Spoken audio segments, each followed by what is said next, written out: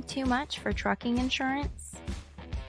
What if you could save more by making one simple phone call and keep more profit? You could very well do just that with one simple call to Seabright Agency, 800-366-6466. Call now. With over 35 years in business, top shelf customer service, and innovative commercial insurance solutions, here's what our commercial trucking community says about Seabright. I haven't had a claim as of yet, but I would rate them at a 5 just based on customer service. How nice everyone is when I call with questions. Robbie. I am glad I made the switch. I saved roughly $450. A huge difference. Saving big with Seabright. Darlene. I have nothing but great things to say. Incredible answering my questions, helping me set up my policy, making sure everything is correct. Super friendly. Anthony. If you're a Swift transportation contractor, Contractors Corner Consulting Group and Seabright have a special rate just for you.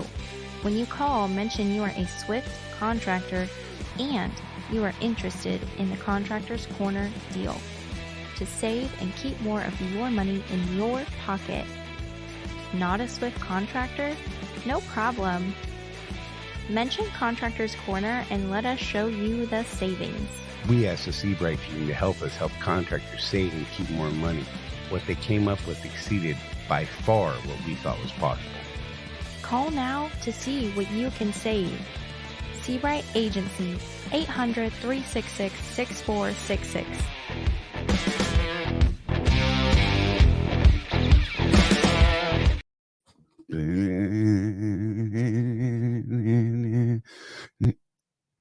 Hey, everybody. So it's Tuesday, the 30th.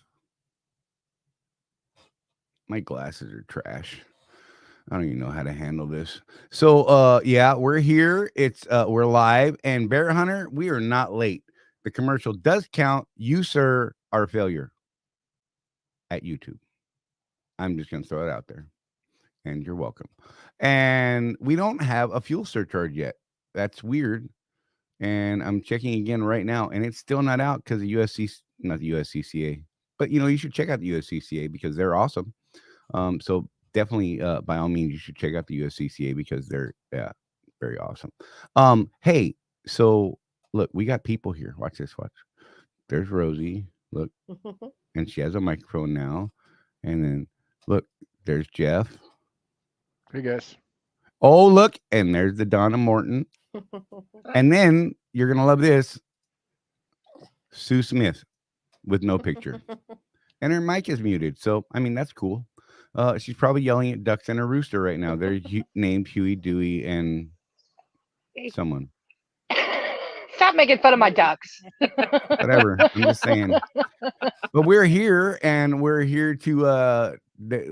Jeff and I are gonna vanish in the background here pretty quick, and we're just gonna hang out and let the ladies run the show. And I'm gonna click on buttons.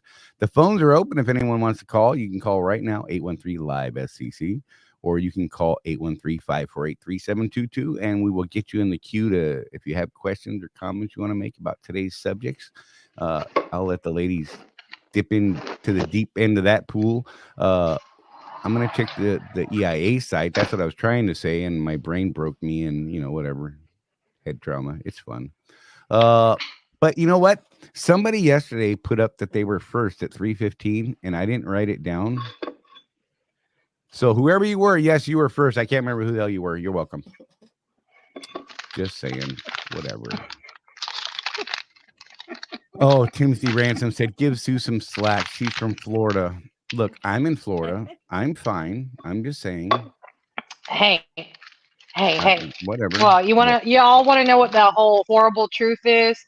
I might live in Florida, but I wasn't born here. I was born in Arkansas. Does that even count? Well, you know what? That would explain quite a bit, actually. I'm not talking bad about Arkansas. I'm just saying that, whatever. It's like I would never pick on Oklahoma or West Virginia. I mean, who would do that? They do have the second. Highest number of PhDs per capita in the country. What kind of nerd knowledge is that, sir? What is My- wrong my- with you? My son's a rocket scientist. What can I tell you? That guy. Oh, God, that guy. I love that guy. Hey, me. Fourth, he said. I don't know who is first, second, or third. I don't know. It James dropped Bond off is because there. we put the show stuff up yesterday. Right? It totally like just left our screen, so I don't have it. Lisa said 6. That's cool. Hi, Lisa. Bear Hunter. Yeah, we've already addressed you. We've had just about enough of you already, and we haven't even really started yet. I'm just saying. Jonah Green, good evening. How are you? Ken Kelly. Hey, I saw the message you sent me about the sign at Sumner. I find that interesting. I'm curious how old it is because I didn't even notice because when I go up there, I don't carry. So there you go. Bitcoin John, good to see you, buddy. Glad you're here. You're awesome. John, this guy just like hands our cards out like they're butter and like sends people to the website. It's amazing. He's like, he has advantage, and they're like, okay, and they just do what he tells them. It's amazing. Michael Ford, good to see you. You're not last, sir. You are not. And Mike Henderson said, hey, what's up, Care Bear family? You know what? This guy right here. You see this guy is going to be like the first guy we ban from the channel, Bear Hunter. I think so. So in Care Bear Land, Bear Hunter would be the guy with the star on his tummy, I think. Right? Yeah. Care Bear stare. Wait, I'm not supposed to know things like that. I apologize. God. Next thing you know, you're going to be going to the Brony convention next year, aren't you? Apparently, the Pope is Irish, according to Ken Kelly. I'm just going to throw it out there. He said it, not me. Yeah, Bear Hunter said he just handed out 4 cards, and he's stuck in Atlanta, and we should give him a break. And I say, no breaks for you, sir. So today, folks, I hope you guys talk to some folks and talk to your people at home and things like that. And hopefully you said you're telling them, hey, go check out this show later or come check it out live and ask questions. Because today is all about those who support us out on the road. We brought Rosie in and Donna in and Sue in, and it's 3 different perspectives of kind of this thing. And it's kind of an interesting mix, I think. You know, that they have some points that they're going to be talking about. And, you know, by all means, as always, you know, we are community driven. So if you guys have questions or comments, you should by all means throw them up there. I will ask that if you're asking about specific business things, maybe you hold off on those. Maybe we can get to them at the end of the show if there's something like that. If you want to throw them up, don't feel like we're ignoring you, but we're going to try and stick to the ladies' topic today and getting that sort of stuff done. So bear with us. I think there's going to be some good information here. And I'm going to check the EIA site one more time because I'd really like to get this fuel surcharge I out. just checked it and it's still showing the 22nd. Oh, God. Will this be the first week we actually don't have it? It might Could be. be. That would be weird. We'll have to post it in the show notes after the fact if we don't get it here Right. pretty soon. And we will do that if need be. But right now, like I said, if anyone wants to give a call in and get in the queue, you can do that. Or if you want to wait till you actually have some other kind of question or whatever, call in then, and I'll be trying to watch that while constantly clicking on reload on the EIA site. What else you got, Jeff? Anything else before you and I dip the hell out of here? I'm going to put Rosie on the spot because it did come up during our show a couple weeks ago. Nice.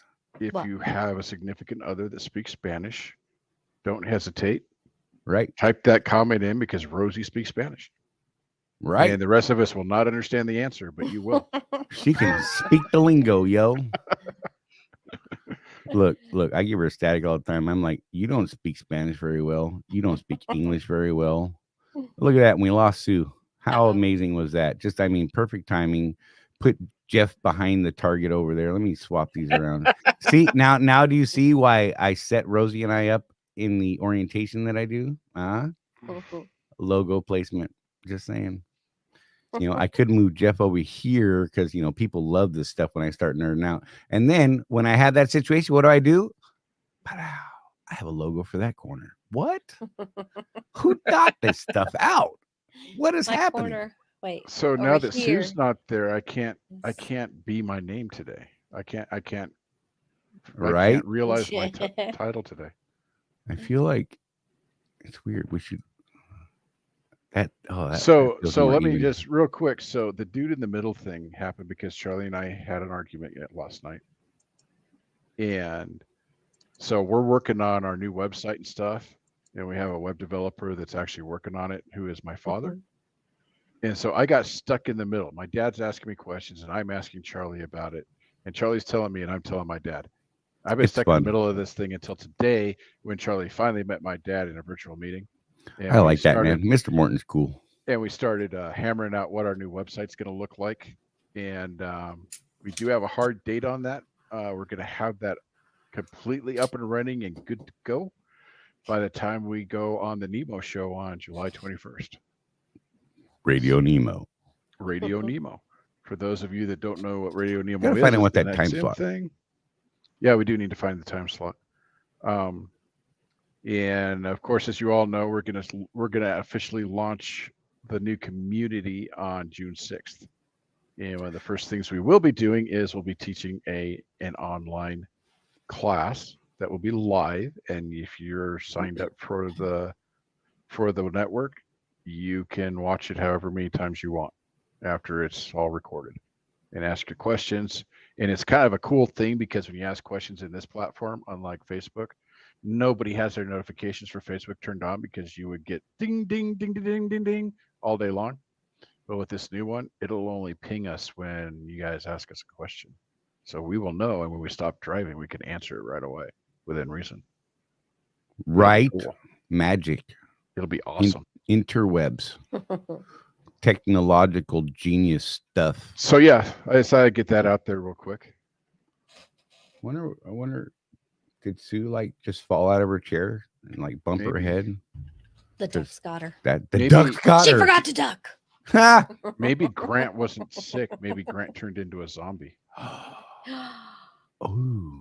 He was infected. Oh, look, I mean, we speak why- about the zombie attack, and she shows back up. there you go. Welcome back, Sue. Nice to see you. You know, those satellites, we get it. Hey Sue, We I got talking about the no. zombie I attack. might disappear every once in a while. Hey Sue, check this out. I had to love this. redirect. I was looking for somebody. You'll love this, Sue, What's that? because we know you have this great internet connection at your house. And all that.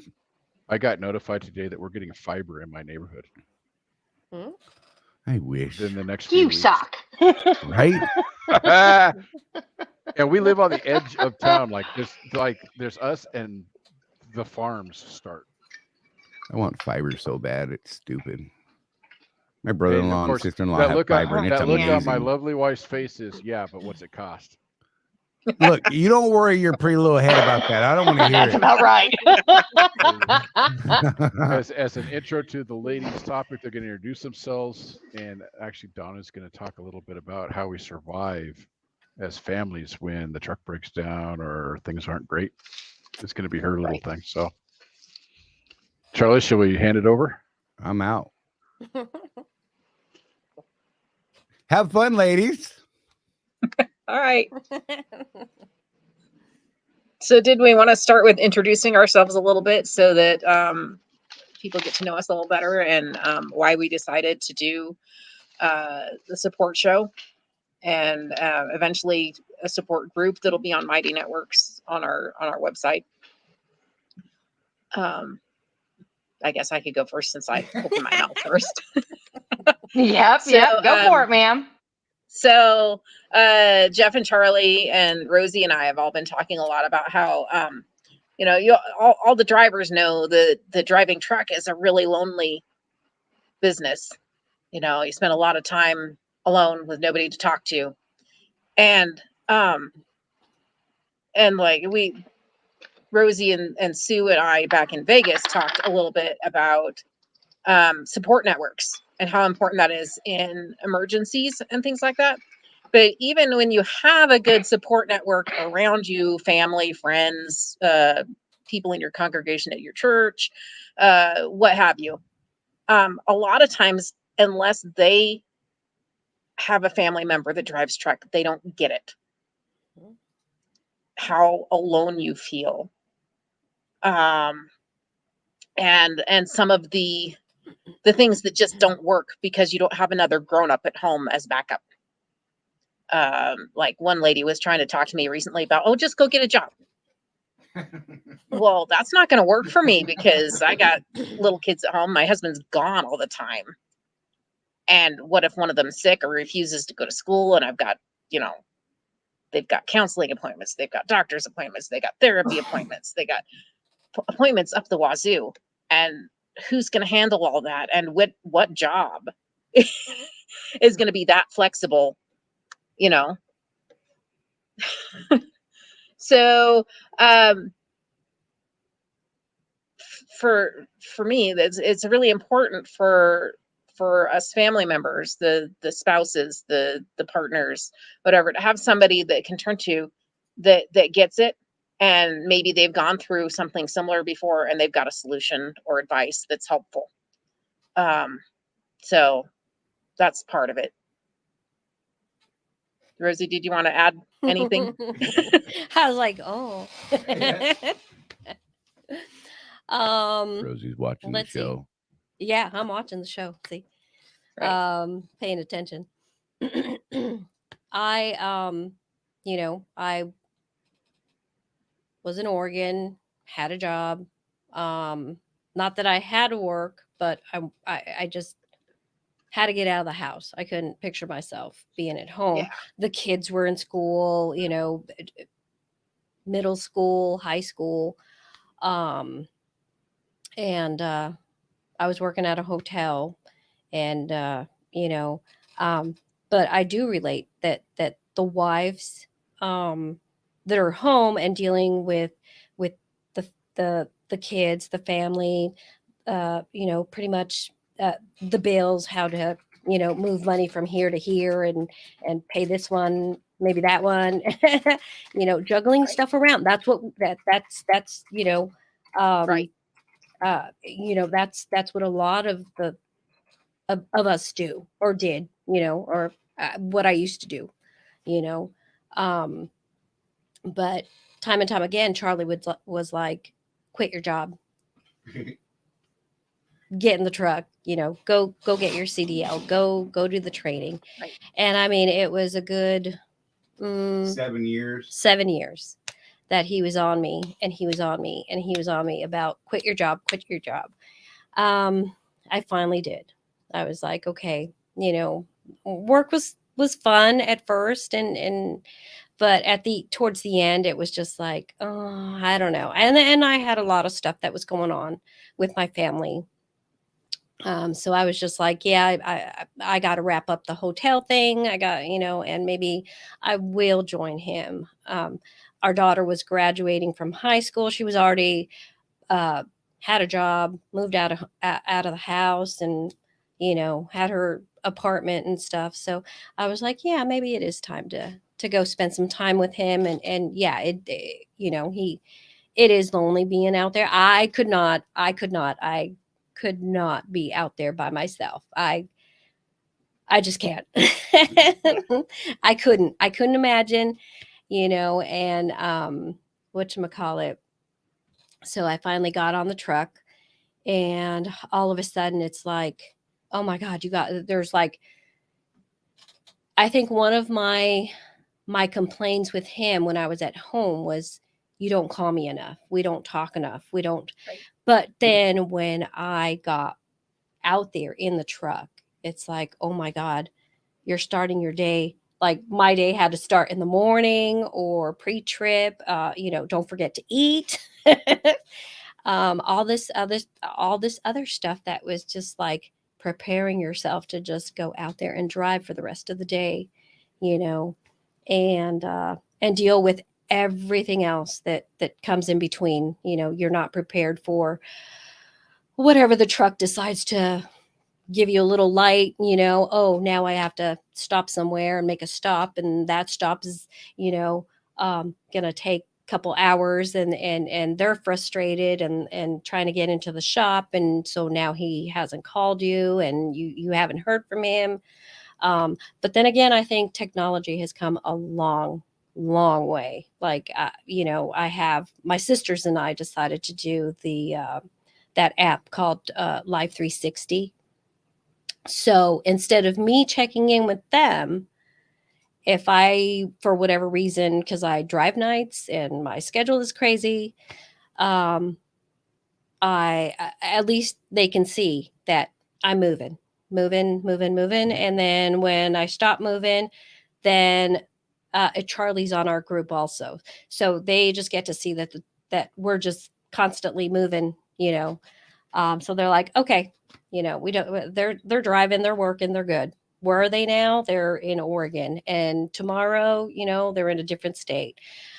So that kind of gives them, and then, my dad checks in with them also. So they get to, we all kind of check in with each other that way. They know that we're still, if the truck's moving, and if we stop for whatever reason, that we don't have a load, or we're just going to rest for a day or for the night, I'll send them a quick little text. Hey, we stopped here, we're here, and we're going to rest for the night. We're taking off in the morning.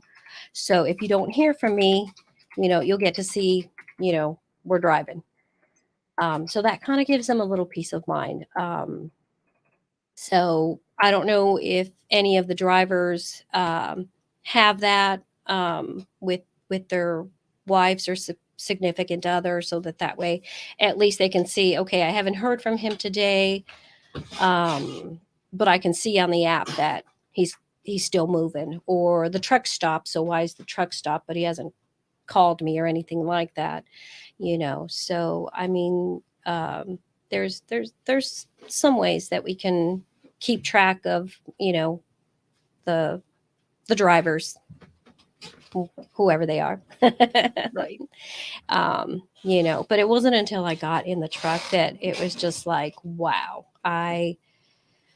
he grounds me a lot of the time, because anytime that a situation, well, not with this new truck, but with Chewy, the truck before this one, something would happen. And it was like, okay, now what? Okay, now we got to look for a shop, or take it into the shop, go get this checked out, or something like that.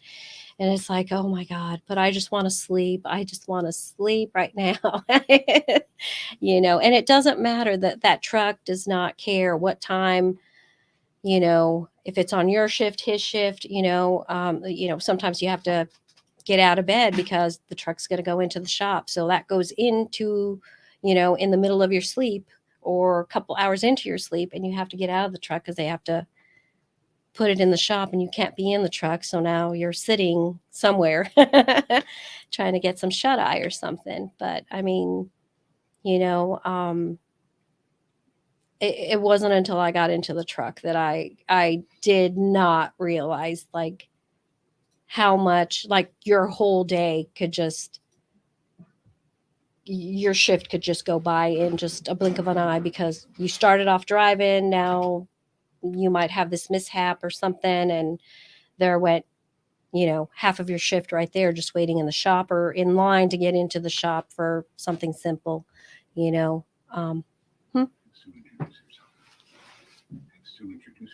Oh, yeah. Oh, she's away from the mic. She's there. Okay. I'm here. There she is. I'm just sitting here laughing. Well, thanks for letting me just ramble on. Hey, like, you're allowed. You're allowed. And then I guess it's my turn to introduce myself. Yes, we kind of dragged Sue into this whole thing. All right. So. Yeah. Well, I'm more than happy to join and support the group all the way around. So I guess for those of you that don't know me, and a little bit more about me for those that have known me the last couple of years, I'm Sue Smith. I am the OOF out of Ocala, Florida. Now, I didn't start my long tenure of life in the transportation business in the office. As most of you know, I did used to drive. So long-winded story, try to make it a little bit brief, is that coming up on 19 years ago, I got into trucking by mishap. It was an opportunity because opportunity to try to take advantage of a new venture. I had a I was trying to start a business and it didn't work out as well as I wanted to. It was an import business, so I was trying to get into that avenue of transportation, but had to find resources. So it was suggested to, hey, why don't you try to go get your CDL? So went and did that, and started. Actually, the scary thing about it, I started with Swift, and here I am again, right back at Swift. So if that doesn't tell you something, I don't know what else can.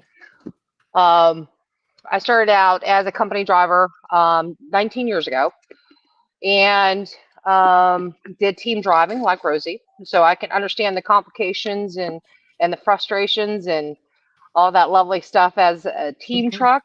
And then from there, after a while, as soon as I could, I became an owner operator with Swift, and I stayed with Swift for about 7 years before I ventured on my own and got my own authority and decided to go play out in the oil fields in North Dakota. That was a venture within itself. Created a lovely fleet of 10 trucks, yes, and freezing my bottom off. I tell you what, there's only 2 seasons up in North Dakota. It's called freeze and play in the mud. That's all you get. And your traffic up there is wild horses. And mind you, it's a $10,000 fee or fine, should I say, that if you hit a wild horse, if you kill the horse, guess what? You get to go to prison up there. Wow, they don't play up there, but I tell you what, it was wonderful. It was a great experience. Yeah, it's no joke up there on the animals, and which is great in its own way, and saw a lot of beautiful things. But all of you can only imagine the challenges of negotiating contracts with other trucking companies that were independent over there, also with the oil companies themselves. It was very interesting. Any of you that have known me and have dealt with me, one of my big factors is network. And that's part of the reason why I push that so much with everyone, is that should you ever want to venture out on your own, guess what? Number one thing, you got to network. If you don't network, you're not going to succeed. You might as well just go ahead and hang up your hat. After several years of doing that on my own, it was time to hang up my hat. It was as a driver and an individual being away from those you cared about, and just having a life, a day-to-day life, a normal day-to-day life that most people fail to understand or appreciate what they have every day, which is very sad. I had decided to come back and try to venture out from there. I will tell you all, I did work for FedEx for a while. Yes, lovely FedEx. I can tell you wonderful stories about that and the back end industry. But they're not easy to work with as well. And I found my way and worked my way over to Swift. I will tell you that the Ocala terminal leader, Gary, I have a lot of respect for him. When I came in and spoke with him, I had such a wonderful conversation with him. And I knew that this was going to be my home. And he has allowed me to expand, and over the last several months, I did get promoted into the OOFC position. So now I oversee the East Coast for the owner operators, and try to support y'all, and try to also teach the OOCs within this region to better serve you, and to help better relationships with the owner operators. And that's about it for me.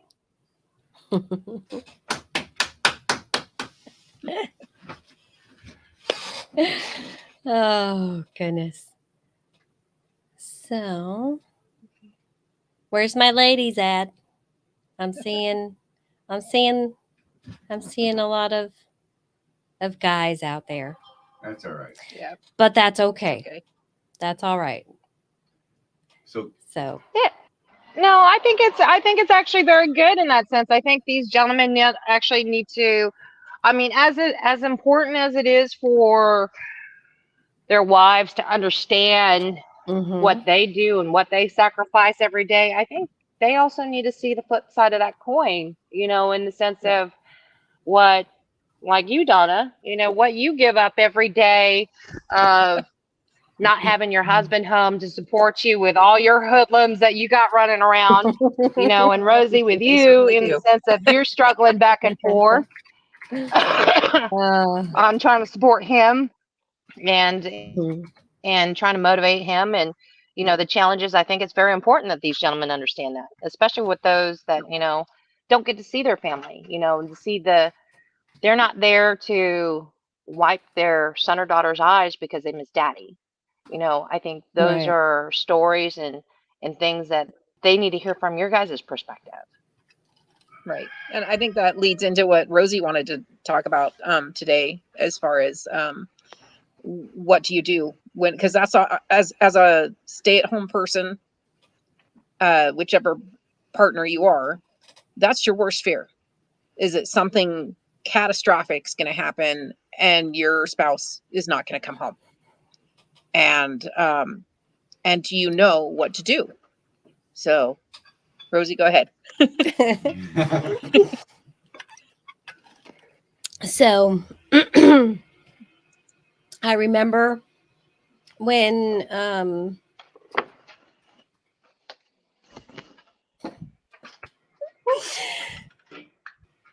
Oh, here we go. okay.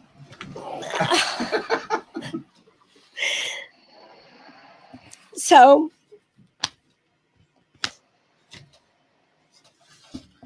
It's gonna be that kind of show, huh? yes. Right there with you, Rosie. So uh when Charlie started by himself, started his business, his first truck, that wasn't anything I thought about.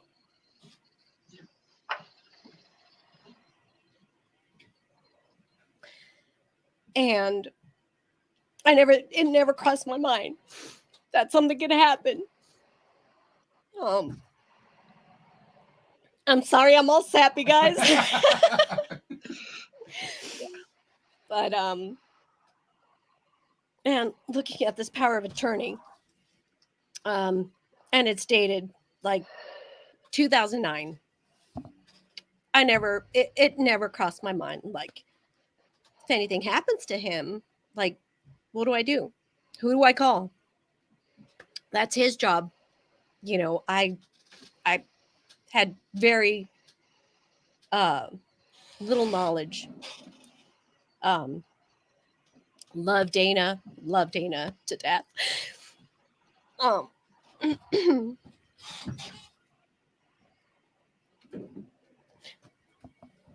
And one day, Charlie comes home. I think I went to work, and one of his times that he was at home, and he brought me a power of attorney. Still, I didn't think much of it. I was like, okay, whatever. It's a piece of paper. I got to go get my military ID. The kids need their military ID. So he finally came home, and he's like, okay, you have the power of attorney there. And that will get you, so you can go get your military ID, and the kids could get their military ID. I was like, okay. But never thought about anything bad ever happening. Now, mind you, one of the times that I called him when he was with his trainer, I was like, hey, babe, what's going on? How are you doing? On the other side of the phone, he's like out of breath talking to me. And he's like, oh my God, you have the perfect timing for calling me right now. Something happened, icy road, car coming at them. They both ended up in the ditch. And still, this is like one of the things that never crossed my mind. Like, He could get hurt out there. Something happens to him. Like, what am I supposed to do? Who do I call? I just know Dana. There's a Dana Nelson. That's all I hear him talking about and raving about. She's so awesome. She this and that. And, like, okay. Even then he would tell me when he would come home, or I would go pick him up. If it was in the daytime, hey, come inside of the office, come meet the people, come say hi. So, okay, fine. It still hadn't like processed. Like, these are the people that might be answering your phone call. If something happens or you have a question, I haven't heard from him, and I haven't, do you guys know anything? Just if you haven't heard from your loved one at any point in time. But, I still, the kids were not happy that he went back to trucking after a couple years with another company. Then he finally went with Swift. But they got around that. And, but this show specifically, I was just like, I'll be, it's no big deal. It's no big deal.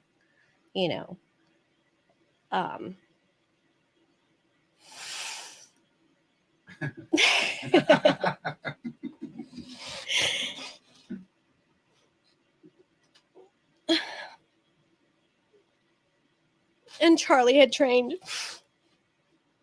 this one guy.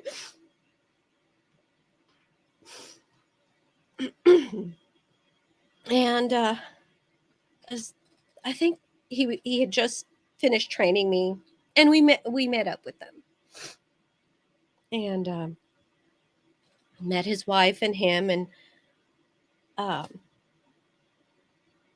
that was the deal breaker.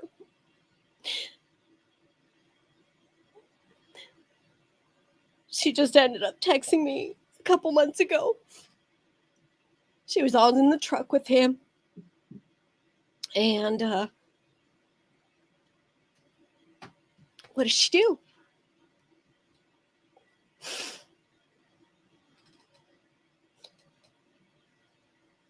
And not only that, but she didn't have a power of attorney, no will, no nothing. Didn't know anything about where the money was going, banking, anything like that. I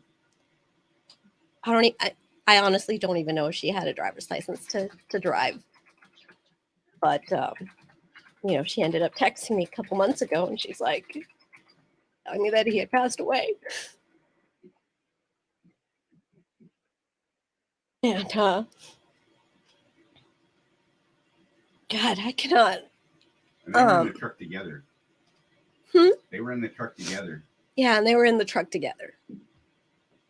But, she was just always there. But, as far as, even though as much time as she, was in the truck with him, and I think for whatever reasons, she had told me a couple years ago that they had gotten a little piece of property, a trailer, and there was a stream because she loved fishing. Right. And, now come to find out, the property, her name's not on there, not on the property, not on the trailer. And she's struggling. So, that's when I told Charley, I was like, I just got to talk to these guys or the gals or, significant other, guys, gals. You have to have a plan. They have to know who to call, how to, the business, moving that money if you need to for whatever reason. I can't even imagine what she's going through to have to go through something like that. And I think it was the last couple weeks, Charley and I were driving, and we're like, I don't know what we just started talking, and we're like, yeah, it might have been Sue. It might have been Sue who was like, yeah, you guys need to, think about getting a will, some life insurance, letting know,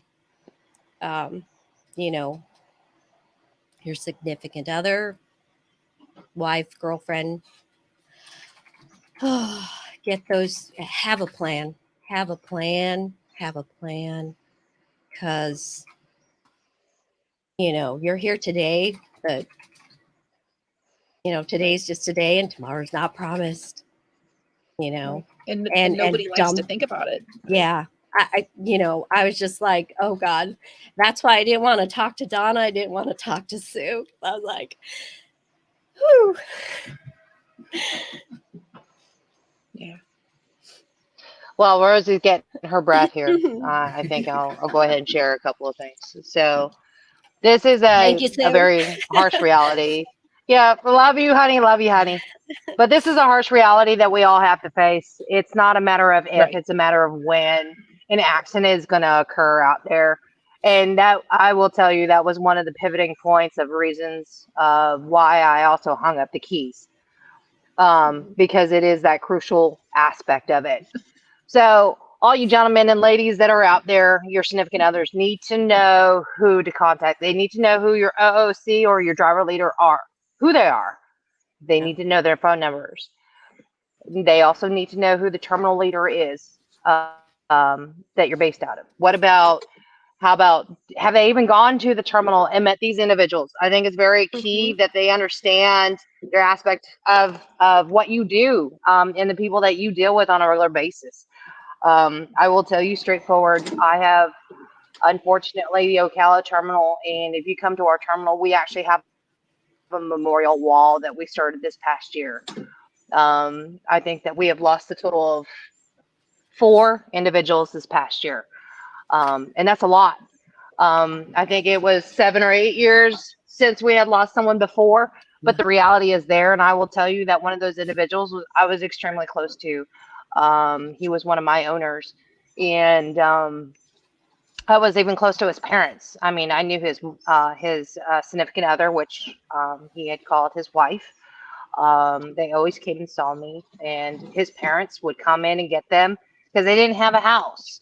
When they came into Florida, it was to go visit them. So I got to meet his parents, and I tell you, that was one of the hardest things for me to deal with, was losing one of my own drivers that I had known since day one. But one of the aspects of that is, it is not Swift's. Swift is not going to call your wife. They're not going to call your husband. They're not going to call your significant other in something like that. There's a lot of investigation, and there's also a lot of litigation that is involved. Do you really want your spouse or your significant other to find out by a police officer knocking on their door? That's the harsh reality. Once I found out what had happened, I had called out to Marianne, that was the significant other, to make sure that she was okay. I was trying to find out what was going on with the situation, and I couldn't get a hold of her. And I knew his parents had to be reached out, but I had to stay on a neutral fence. Right. But when I did reach out to them, the officers were there. That's not a way that any of us ever wants to find out a loved one is passed. You need to have some sort of schedule or routine that you talk to your significant other. So they're checking base with you, and it's just as vitally important for you to check base with them, because you don't know what is going on with the house. You think that everything is fine and in society and their day-to-day life, but that's not always the true reality. You know how people are. you see the stupidness on the road every day. Just imagine the stupid interactions that they deal with every day. So know who you need to contact. And like Rosie was saying, a power of attorney needs to be in place. Very. What about a will? When was the last time you thought about a will? Right. And I mean, I got to tell you, shame on me. It has been years since I've updated my will, and I need to do that. And that is something I need to address. But that's something that you guys need to think about. Yeah. No one wants to look at that ugly truth. Right. What do you want to make sure that your family is taken care of, right? Right. How about And life and insurance? and if you have a life insurance policy, does it do your spouse any good if they don't know what company it's with, what the policy number is, and who to call there? Mm-hmm. And it really should be all in one convenient location where all of that's all in one place, like in the file cabinet, fire safe, whatever. So all they got to do is go to one place. Yeah. I don't mean to jump in and Mike mansplain or Henderson, anything. I'll look that up for you. You should know who your terminal leader is, especially since you've been with SWIFT for 15 years in Lancaster. So everyone can see what that message is I don't even know my terminal leader. 15 years late at Lancaster, and I've only met one of them. That's sorry, you said Mike Wynn? Mike Wynn. Next time you go home, man, you need to go meet your terminal leader. Just shake his hand. It's very important that you do so because that's the heartbeat of your terminal. That's the individual that sets the pace for you. And going back to your previous your statement that you had is I told my wife, and she said she was making dinner and was busy. 3 kids and a new puppy. Hey, understand, man, these shows are recorded. So make sure that you take some time to listen because I mean, just the example that Rosie gave you, it's heartwarming. It's a harsh reality that needs to be faced on both sides of the fence. What you guys deal with all day. And they need to understand that and see that whether they can jump in the truck. It's very important that they understand what you do. And also, like with Rosie, the reality of the situation that you guys deal with every day. It's a matter of when and what kind of event and how you protect them and how you protect yourself every day. Can I jump in a second? Now, Yeah. So yeah, absolutely. So Donna and I recently discovered something, and I just want to make this point real quick because you need to check your documents. You need to, if you have a mortgage, check your mortgage paperwork because it turns out we thought that Donna was on the house, and she is not. We found that out about a week ago. Yeah. I mean, we thought that we both signed that paperwork. And we have some other stuff going on with the house right now that caused us to look at it, and she's not. So that's something that we need to rectify. Just don't think the point is don't think that everything's okay. Check it, double check it. Yeah. Maybe even once a year or so, go over all that stuff with your significant other and make sure everything's in order. Right. That's all. I didn't mean to break in and mansplain, but Right. Hey, that's what you're supposed to do, and I think it's key that you show certain aspects. And James, I never met mine too. Man, you're too damn much of a social butterfly. That's on you. That's all I gotta say. But I will share one aspect that I had. I had to bury a family member, and my nephew had found her.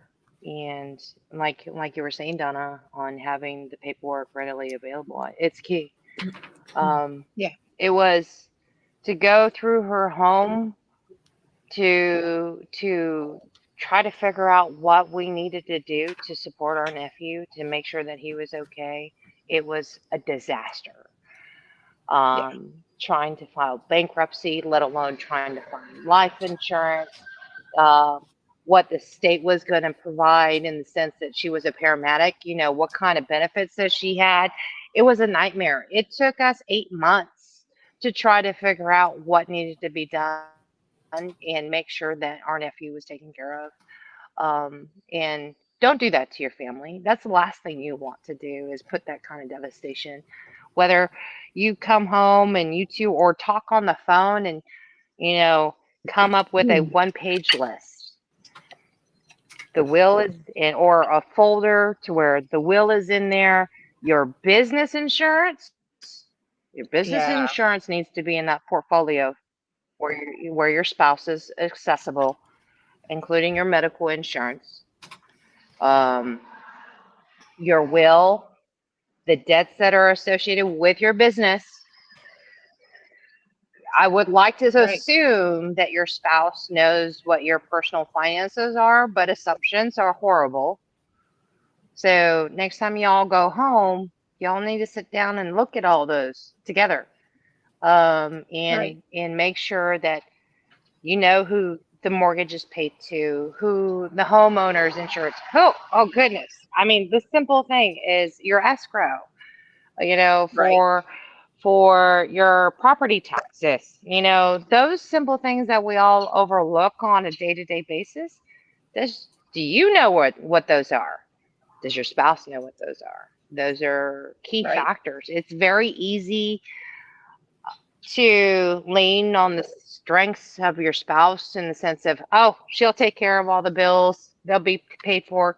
You, to a degree, that's understandable. Right. But you need to be aware and knowledgeable of what is going on. Where does it go to? And the same the same thing. Yeah. It doesn't matter which spouse goes. You both Donna, need to have that info. Yeah. Absolutely. And last show that Donna was on, we had talked about life insurance for the value of a home stay-at-home wife, with the kids. There's a value there, gentlemen. There is a value. If something were to happen Donna does to me, we've talked about that quite a bit. If something was to happen to me, how would Jeff drive truck while the kids are still in school? He couldn't. Somebody's got to take care of the kids. And if I wasn't here, what would he do? Exactly. That's a real reality. And the sad thing aspect of it is that your value in the sense of life insurance is just as important because of the sacrifice of having to give up the business or making other amenities for that business to stay functional so Jeff can be home. Those are factors that have to be put in there.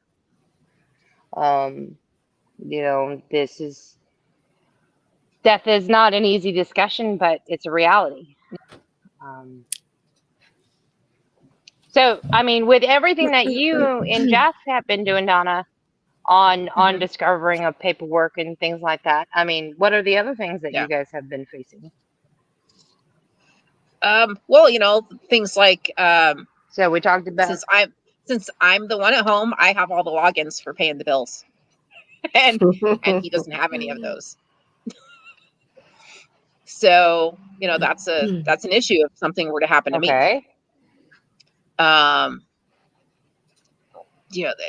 Any number of that, needing to update a will. I think we had one that he made back when he was in the National Guard a long time ago, and that is definitely out of date. So there's things like that we need to take care of, because situations have definitely changed since then. I know that I could call Dana, his driver leader, if push came to shove, but that's like the only information I have. We need to work on that too. You know, everybody knows that we need to do this, but we all put it off because, you know, for whatever reason, we're busy. We think we have more time. You just never know. So yeah, we need to hop on that too. So, I mean, with the passwords, with this, with the passwords thing, would this be a good suggestion in the sense of maybe having a fireproof lockbox? Well, one, to have all your these important documents that need to be in, and also maybe have a list of all the bills and the user and passwords in that lockbox. You know, maybe that would be a quick, We easy probably should. access for both of you. Yeah, you know, there was a time when I kept a written down list of all the usernames and passwords for everything on paper, but it has been a long time since I've updated that. I think I quit when one of my older sons figured out my password for some stuff when he was a teenager, and so I quit keeping it on paper at that point.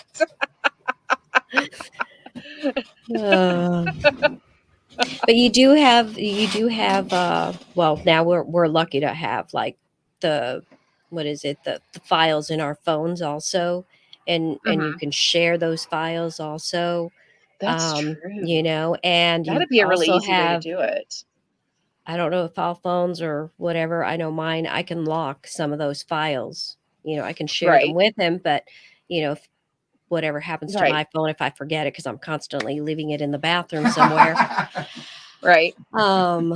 But you know, you can lock some of the stuff, some of the apps or some of those files, you can lock them so that way, you know, here's my password to get into this. I just thought of another really easy solution. Is a lot of the web browsers allow you to have a login and password for that. And so if you were to write down that one thing for your spouse in that safe, then you've got all your saved passwords on that browser. And so even if you've changed stuff since the last time you wrote it down, they could then log into your profile on that browser and be able to pull all that up. Gotcha. Nice. That's like a 30-second thing you could do. So, all right. So networks, internet security issues here. I know. Yeah, but that's still coming up with some internet securities, you know. Right. But also, one thing that I do want to point out here is that if you have the password saved on your cell phone, guess what? What if you get into an accident? Either you, Donna, or Jeff, is that cell phone even retrievable? So there has to be some form of where you guys have to think of it in the sense of, okay, network security, you know, internet securities, making sure that those are protected, you know. Right. Well, the reason I mentioned the browser thing, because you can log into that from any device. Once you have a login and password for, like, whether you use Mozilla Firefox or whether you use Google Chrome or, you know, Bing or whatever you use, as long as they know what it is. And it won't matter whether your phone got crunched or burned or left behind in the bathroom or fell in the toilet or whatever. What have you. So, It's not up to me how you went.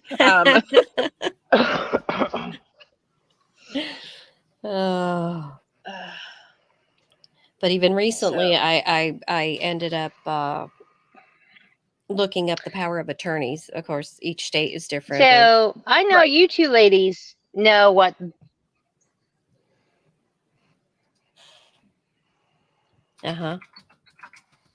Sue?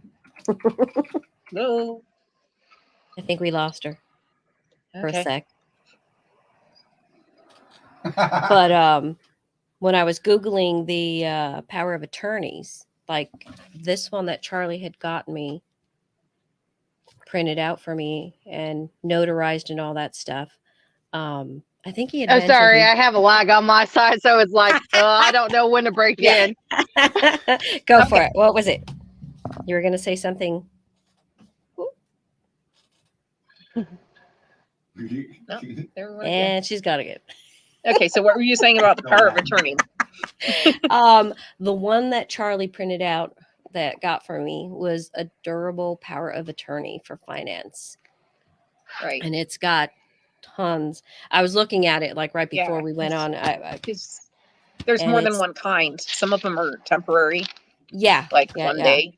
And some of them, have. No, go Rosie. I got serious lag going.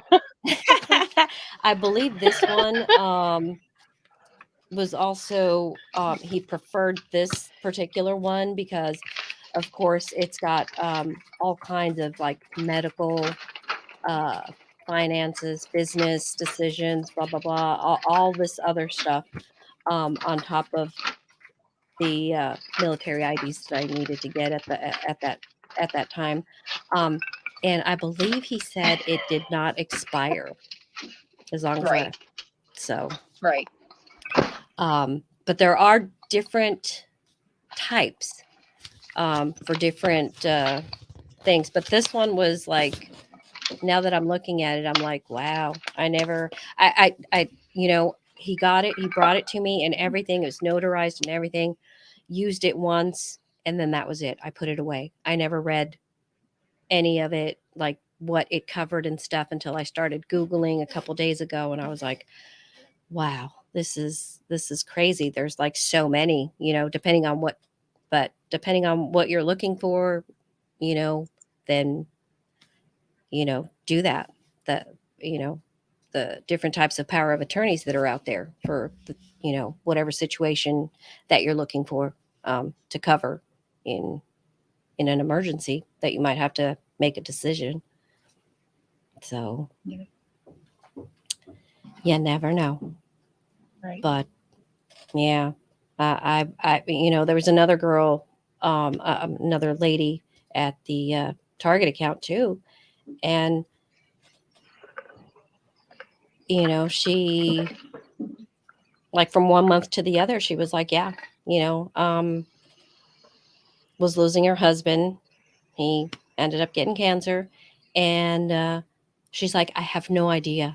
I have no idea of any of this, how to do this job. I don't know. I just, Right. And I was like, Charley is constantly like telling me, well, you should know this, you should know this, you should know this. This is my password. This will always be my password. This is always the number. This is always, so getting into his stuff has never been, we both do the same passwords and, so there is no, our phones, we only lock them because we're out on the road and I tend to leave them in the bathroom. So I have to lock my phone, but he knows how to get into my phone. I know how to get into his phone, and passwords and everything. So, but he's constantly like, you should know this, you should know this, you should know this, you should be aware of this. But like the last month or so, it's like, okay, we really need to like look into doing a will, life insurance, thinking about that, Right. Because you just don't know, we're not getting any younger,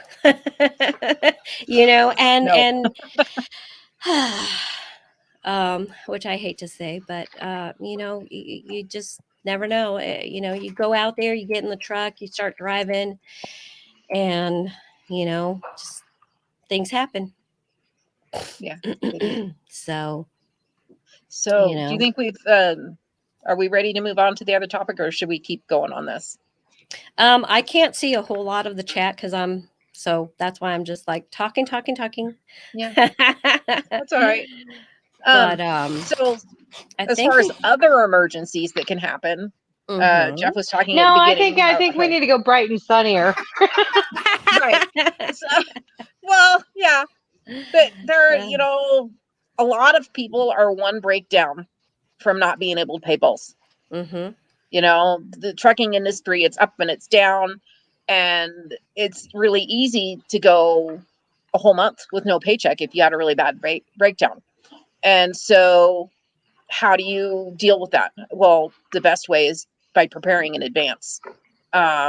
You set aside a certain percentage of each paycheck for that eventuality, and you don't touch it unless something goes down.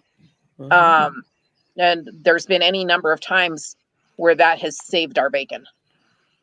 The other thing you can do is on those times when you have a good paycheck, you stock up on food so that if the truck breaks down, the family doesn't go hungry.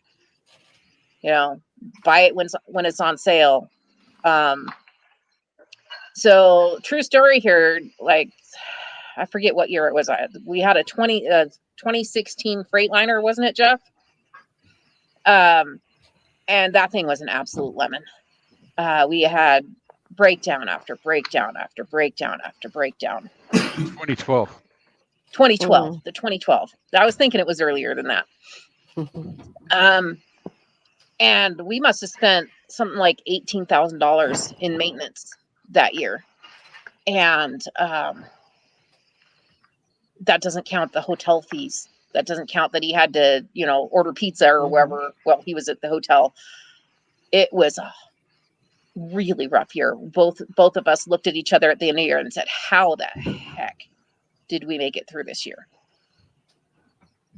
You know, and it's because we did a lot of that stuff. We, you know, saved up money on the good months. We stocked up on food so that if something happened and we couldn't get to the store because there was no money, we had food.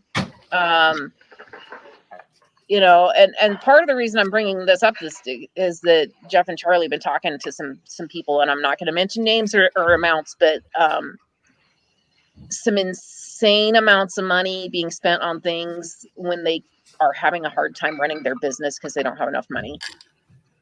And they're not managing their finances. Way too much money on groceries, make way too much money on feeding pets.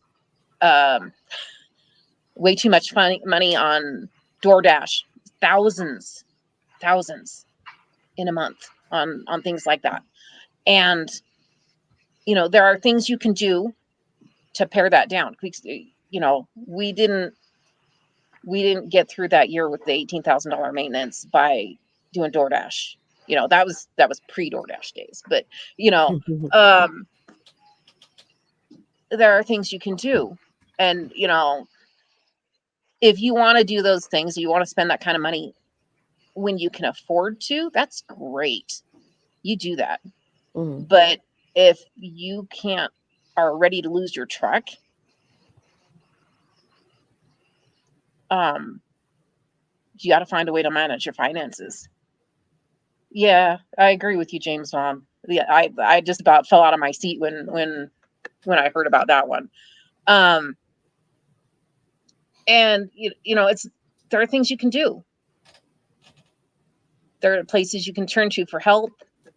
You know, thankfully for us that year, again, the support network I had, my stepdad helped us out a little bit. My boys were working.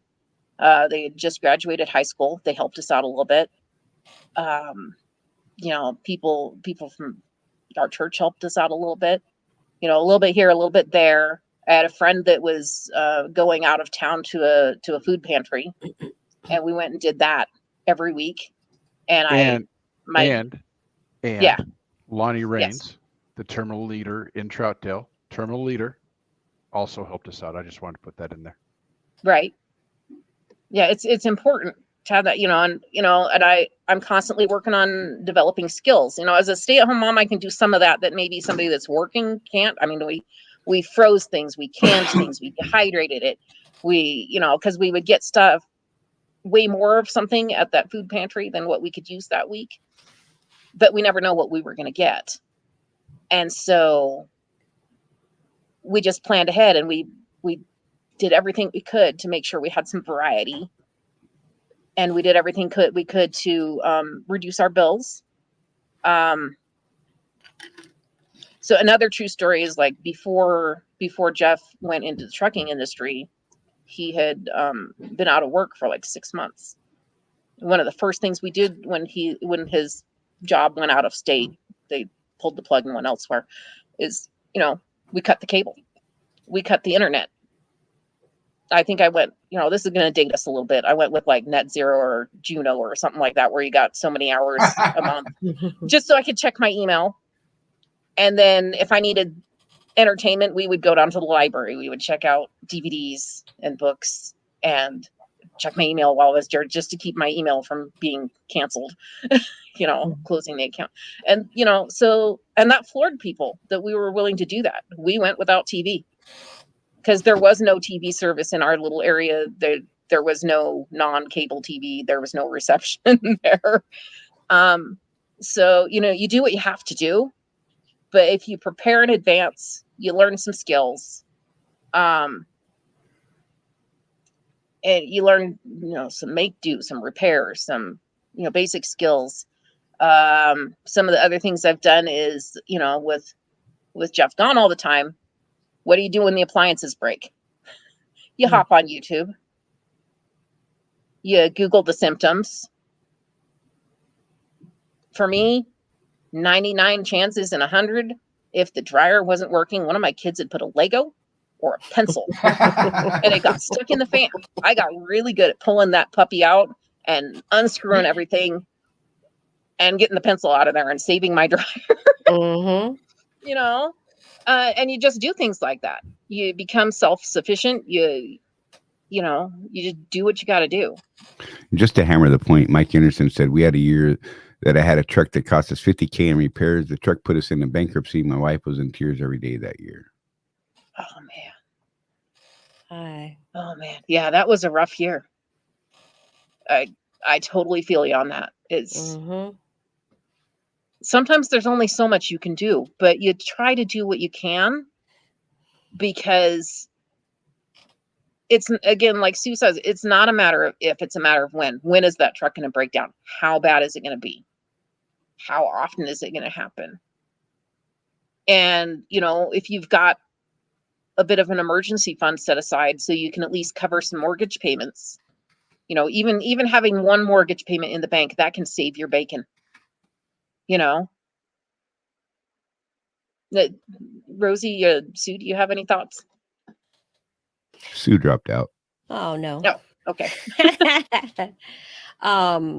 We like bacon. I'm there with you. I was the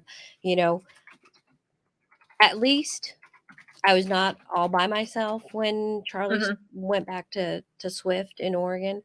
I had my mother-in-law, but I lived in the little house right next door to her. And it was on a septic tank because we lived too far out. And oh man, the little house that we lived in, the mother-in-law house, was on the low side of the property. So, and then we had, I don't know, 12, 14, 16 people living on the property at one point. And so one day I'm asleep upstairs and I smelled first. Ended up getting the stench upstairs, and then only to come downstairs and it was like the living room, the bathroom, like in the comedy movies, where the toilet's like exploding and just everything's coming out of it. And I'm like, first thing is like, oh my God, I gotta figure out this mess. I have to clean it up. I have to be at work at I have to be getting up in like a couple hours. Like, I don't have time for this. Got that squared away. Went to work. My mother-in-law ended up shampooing our carpets while I went to work, the downstairs carpet. And then to come home, and I was getting ready to go upstairs to go rest. And it happened again Oh, for the second time. Just so people understand, the septic system decided it was going to flow backwards Yes. into that the was- Yes. lowest spot in the I house, figured. Yeah. and it came through our shower, and it was the most horrific The thing. shower, the toilet. And then I was getting ready to go to bed. I thought everything. This is done. I'm done for the day. I talked to Charley, and I was just like, "This is BS. You're out there, and I'm here, and I'm going through this. This is not funny." And he laughed at first, but he could sense in my voice that I was just so frustrated. I didn't want to be there anymore. And then I get off the phone with him, and the septic tank starts acting up again for the third time in 24 hours. And our nephew, his nephew, had already gone in there into the septic tank and tried to help it out, whatever he did magically or whatever. It only held for a couple hours, and then it started acting up again for the third time. And I'm on the phone with Charley, and I'm crying, and I'm like, I need you home now. Like, you need to stop what you're doing and come home now. And I think he was in Salt Lake City or he wasn't very far from the house. And I was just like, I need you here now. Like, can't you come home? It's only 900 miles to Astoria, Oregon. Yeah. And he's like, I can't come home, And I was just like, so, I mean, that was just like the worst. And then the pigs. Let's not even start on the pigs with his project on the pigs in the backyard in Oregon, in the rain, 380 days of rain there.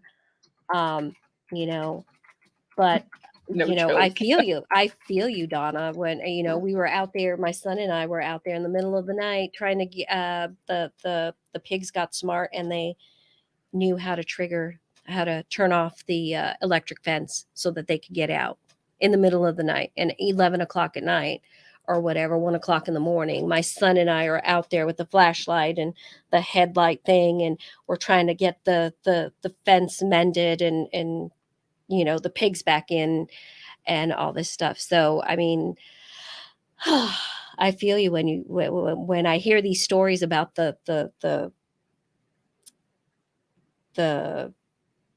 wives, significant others that are at home, and the stuff that we have to do or go through. YouTube is still my friend. Yeah. Even with this new truck, it just, but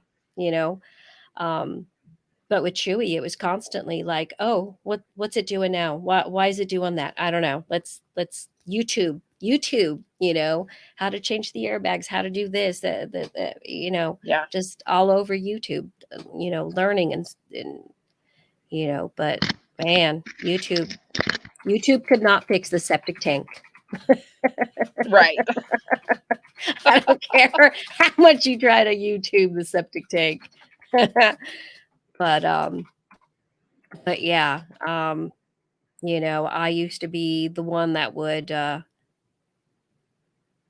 pay the bills. I was home and paying the bills, and from payday to payday, my paycheck and then his paycheck. So we kind of had an extra little cushion there. If he had a bad week, then okay, my paycheck will get us through this, or till next week, or his next paycheck. So it wasn't bad, but whatchamacallit, up until he started having the back surgery that he had to go through, and the pain, and it's just like it's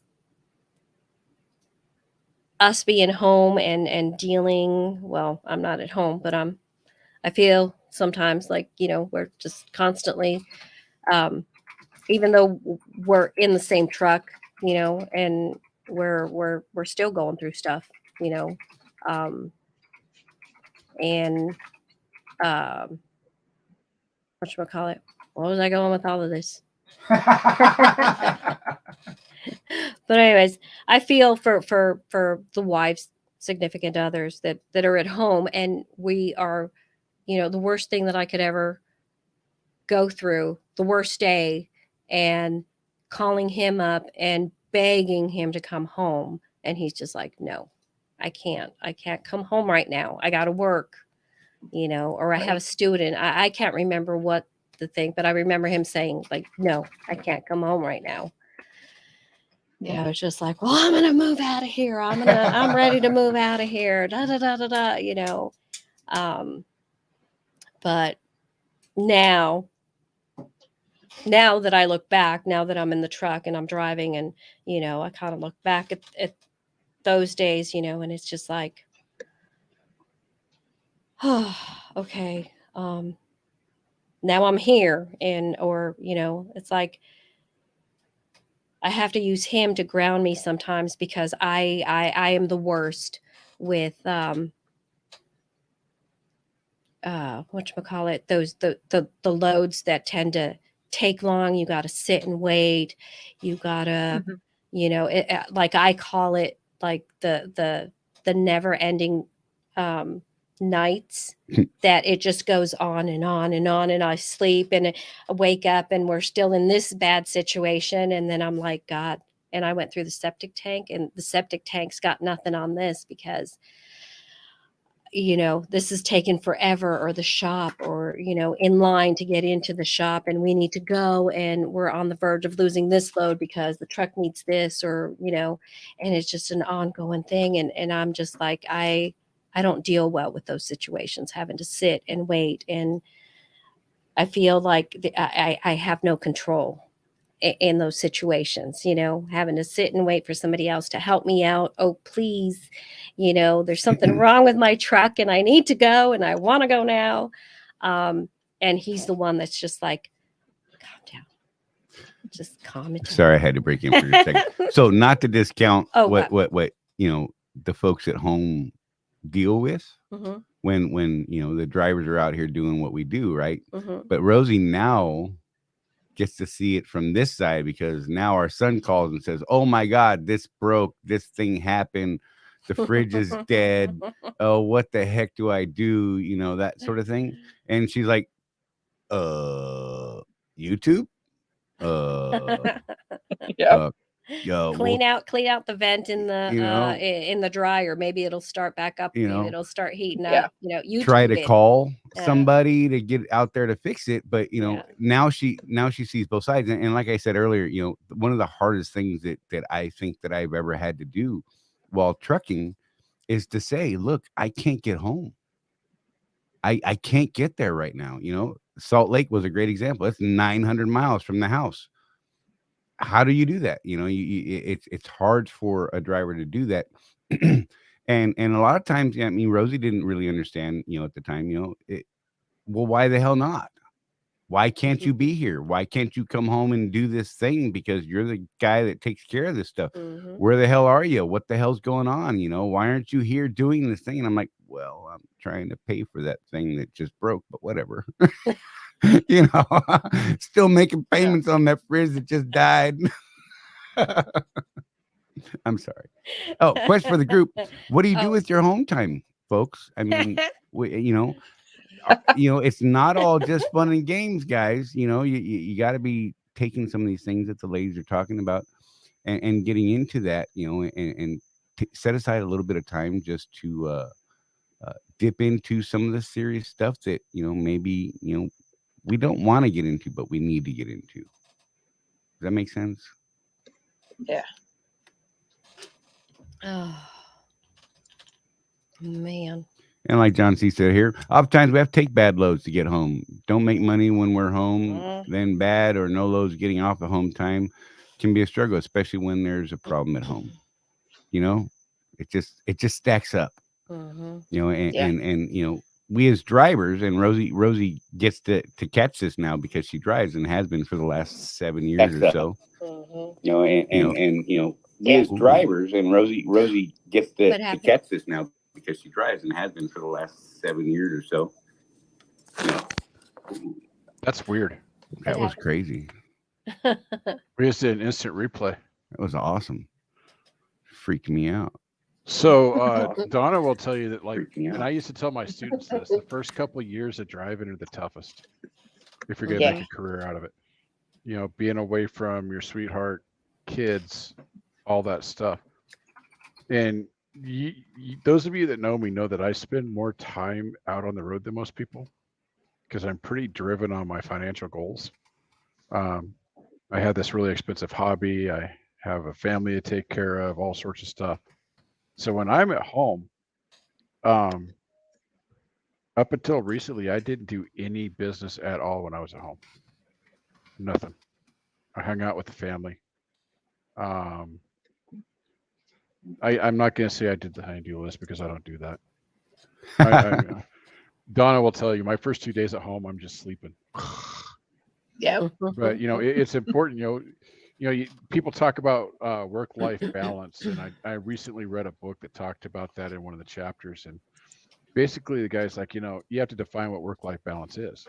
Everybody assumes that it's time that you want to spend 8 hours at work, 8 hours with your wife, 8 hours at work, 8 hours with your wife, 8 hours sleeping, of course. But that's not the right way to look at it. Look at it in terms of quality time. I spend an average of, what would you say, dear, about 5 weeks out on the road at a time? Sometimes more. Sometimes more, but I also spend at least a week at home whenever I come home. Right. Which is nice because then you have enough time to catch up on your sleep and we still get some quality time. Yeah. It's not so much hurry up So and go. I'm after that quality time. And, even like when we talk on the phone, we tend to talk about whatever book we're reading. We try not to talk. I try not to bring up finances unless it's absolutely necessary, because like every other married couple, that's a recipe for disaster right there. I'll just be honest. I get frustrated because, like she said before, I don't have access to the accounts that she's paying, so I have no idea where my money's going. And she's like, Right. well, we need to do this. I'm like, well, but I want Warhammer. Right. What am I working for? But yeah, you try to spend the quality time. That's the thing, because this is a job. This is a lifestyle job, and you're just going to be away from home a lot. I'm sure Charlie used to tell his students this too. Yeah, you could get a local job, but it's not going to pay what we're making. Right. Right. There's a few out there, but by and large, you can either be home or you can make money. And that plays into exactly what Mike Henderson said. That I've always tell my students that this job is way harder on your wife and family. I think that's true. I think that's legit. I mean, we struggle with the mental side of it, like, oh my God, I'm not there, I can't take care of this. But they're actually there taking care of it. Yeah. Where they have the mental and the physical thing, right? And we're just like, oh my God, I'm useless because I'm not taking care of my family. But you are, and you're not. It's a weird balance, right? I don't know how to explain And that. we're not the only ones in the world with a Pete. And Charlie's met my kid, so he knows what I mean. We have Pete, that's our special needs kid, and boy, he's a handful. Keeps you guys on your toes. So much fun. And it's interesting because when I'm home, he's better. A little bit. Sometimes. Well, he'll at least do something for me. Right. And so, yeah, basically, I'm out there making the money, and she's got to deal with some pretty harsh realities in our family by herself. And Right. it's a trade-off. But we want folks to know that you're not alone. Right. Yep. We're trying to build this community into something bigger and better for all of us, not just drivers. Even if it's just to vent, even if it's just the ones that are at home, that you can come vent. I find it, well, I have him, but we have a weird relationship when it comes to being in the truck, and if That's right. he's getting on my nerves, She can tell me to or go I'm pound getting- sand anytime she wants to, and I will go sit in my bunk and sulk. But we can both take it. Also, Right. like I'll just look at him, and he's like, "Okay, I'll just walk away. I'm walking away. I'm gonna leave you alone." You know, it's just like that look just tells him like, "I need my space right now. You're bugging me." So Well, go to the back or the top bunk.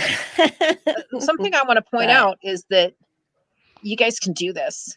Mhm. You can put out the effort to make sure your relationship is rock solid. Mhm. Jeff's been trucking for about 16 years 16 now, years. Yeah. and we've been married for about twice that long.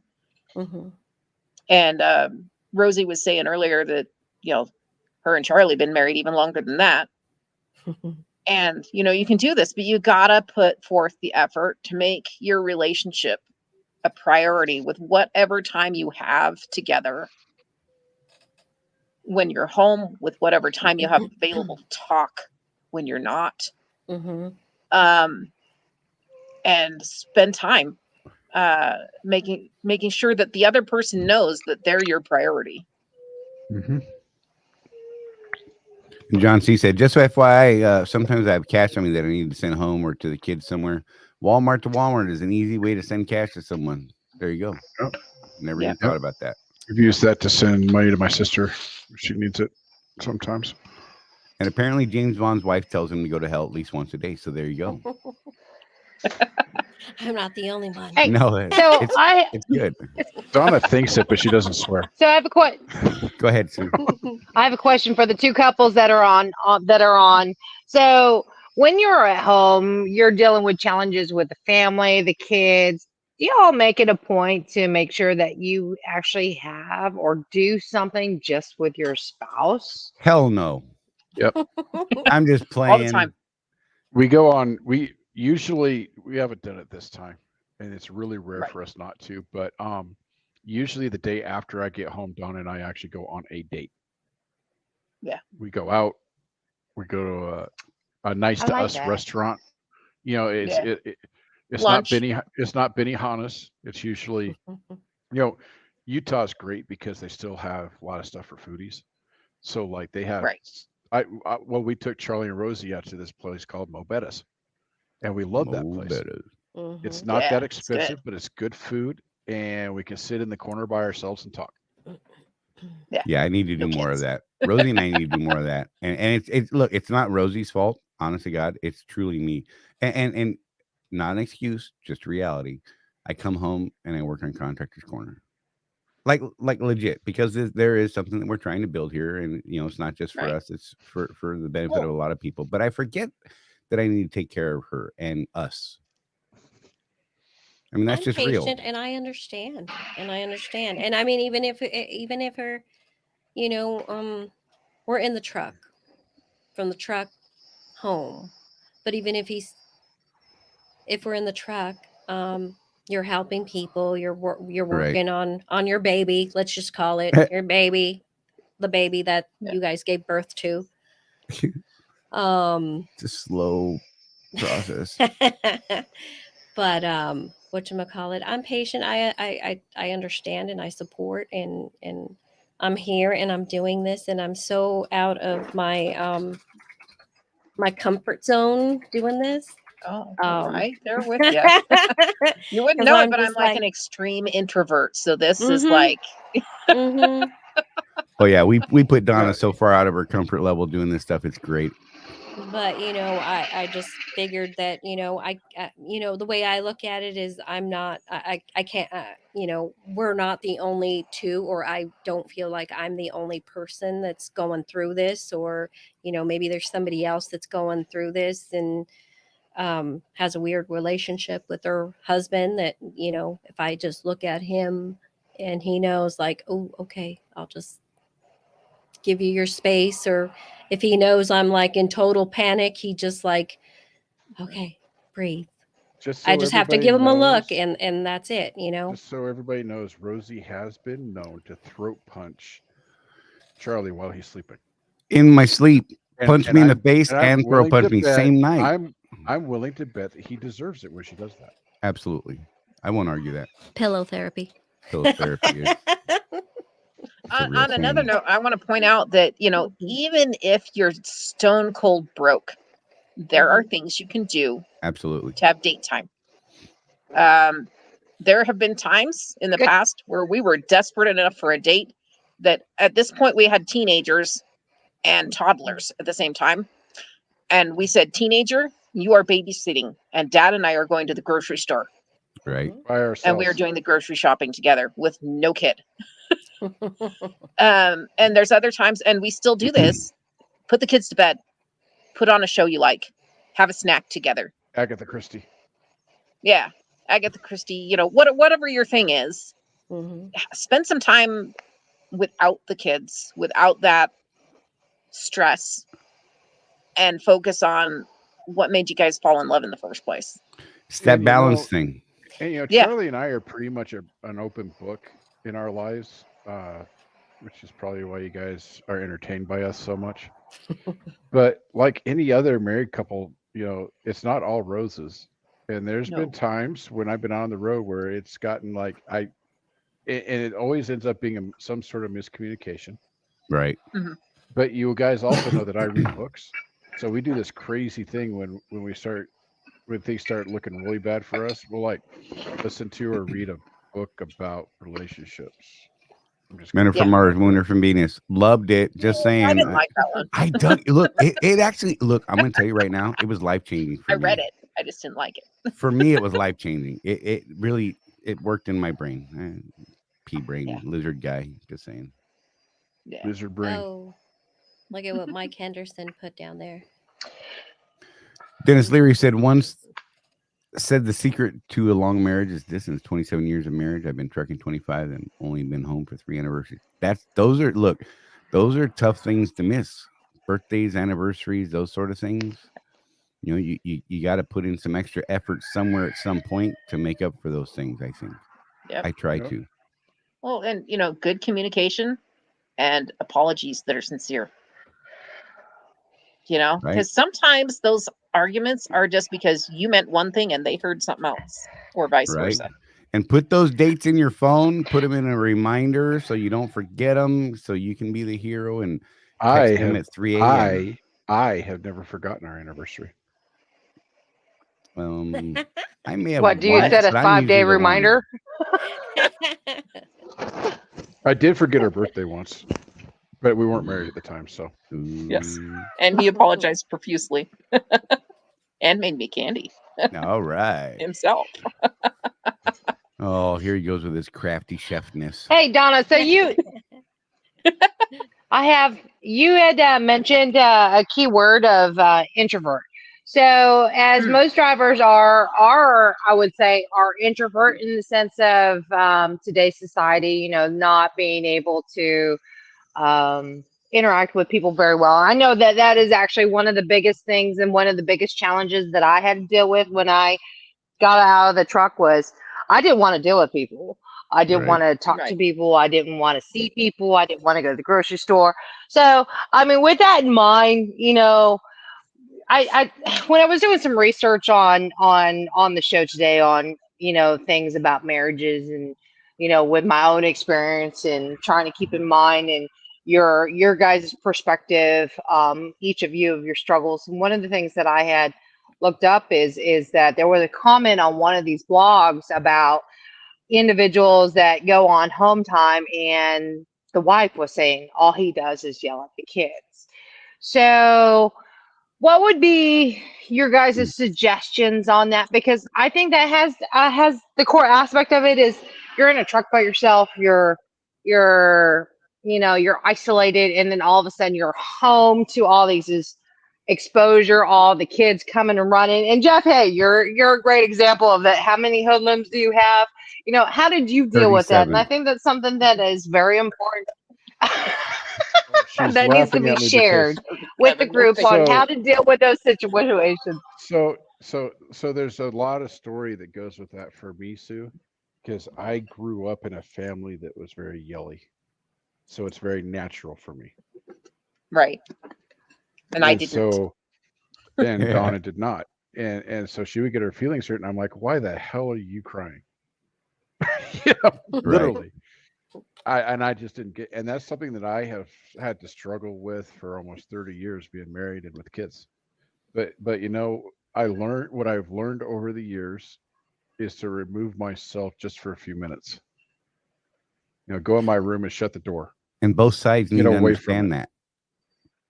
Yes. Yeah. You got to Because I reacclimate. think that was one of the things, Donna, when I was first trying that. You felt like I was just avoiding things a little bit. Might have. It's been a while, but it might have Right. felt But that way. Yeah. I mean, it's been, guys, it's been years since I've been angry, Jeff. Yeah. You know, and it took a lot of work, you know, and that's one of the things that for us has solidified our relationship. You know, I'm going to go a little bit crude here and say, you know, I had a few students after I've been out driving for a while and this offended me so bad I almost kicked them off the truck. Well, you know, your old lady's cheating on you. You're gone all the time. Oh Lord. And that is Never. not, no. Someone like that, I feel like saying, I'm sorry that you had an experience that makes you Right. think that about people. And so it's been a lot of work on my end because I'm the one that came from the angry house, you know, or whatever. But yeah, if you have that type of personality, the first step, like they say, is to just recognize it and then find some way. You know, at one point we had 6 children in the house from the ages of 18 to 2. Oh my Okay. God. And it was And not a big house. and it was a 1,250 square foot house. And when you have that many people living in a house, guess what it looks like most of the time? There is no I way. can tell you right now. There is no way to have a clean house. There just isn't. No, it didn't matter what I did either. And so I would get home after being on the road for a month, and I would just we did have a huge backyard, so I would go to the backyard sometimes, you know, Mhm. go up to my room and just shut the door, something to get away from. Because you're right, Sue. We are used to being in a truck by ourselves. The only noise is the engine noise and the music that I love. Right? That's a standard day for a truck driver, or Right. my audio books or whatever. I used to listen to a lot of XM, but then they fired my favorite guy. So, it's definitely a thing. It's almost, I will put it this way. It's almost the same as, remember when you first started driving? This is back when we had the double clutch, the heavy clutch, the Right. 12 speed, all that stuff, right? And at the time when I first learned how to drive, I had a Kia. And Donna came to pick me up after I got off my mentor's truck. And you know, I almost put that clutch through the floor. Right. It's a similar thing. You get used to that environment so much that I think a lot of us, when we get home, it's hard to readjust that quickly. Right. But you have to, because You what's got to the find a alternative? way. What's the alternative? You know, you lose your Right. relationship, and you know it's the modern age. So I'm not gonna say you're gonna lose your marriage anymore, because people, whatever, you know, you'll lose your relationship with the person that you fell in love with at some point, right? Right. So Well, and you know, we're always talking because we know people from each of those walks, people that have stuck it out, people that left, people that are dealing with a rotten marriage. No matter which one of those situations you're in, don't be deluded. Any one of those situations is hard. They're just hard in different ways. Right. And so you choose your hard. Which hard thing you're going to do is going to lead you where you want to go. Now, Jeff and I, it's not always been easy. It has been hard, but divorce would have been just as hard. Right. It would have just been a different hard. And we were bound and determined not to put ourselves through that, not to put the kids through that.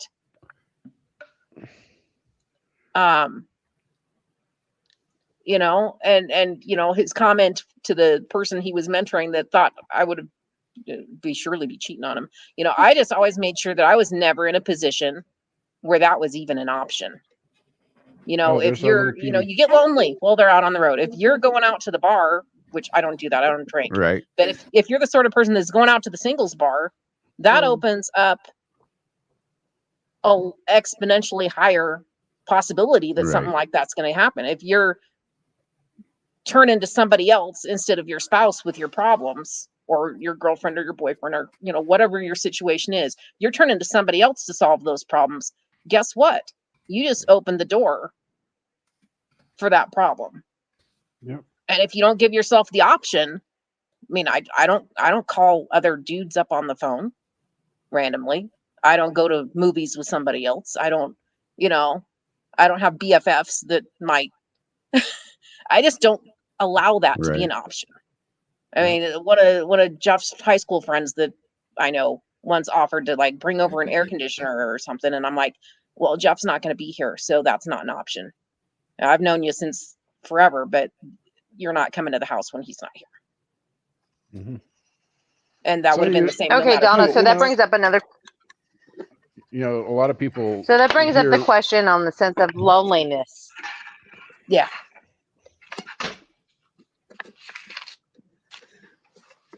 So how do each of you deal with that? We talk every day. Yeah, you talk.